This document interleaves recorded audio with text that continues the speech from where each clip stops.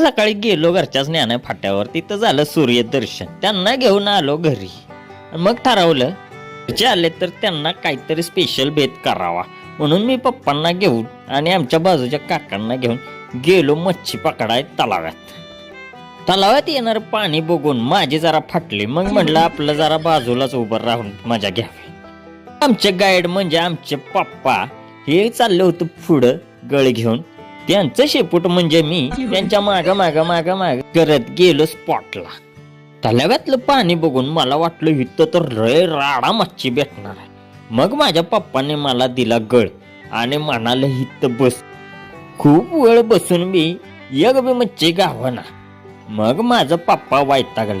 म्हटलं ऊट वसाड्या इथनं पळ. माझी काढलेली इज्जत बघून बगळ्या दादांना बी लाज वाटली आणि त्यांचं झालं टांगा पलटीन घोडे फरार.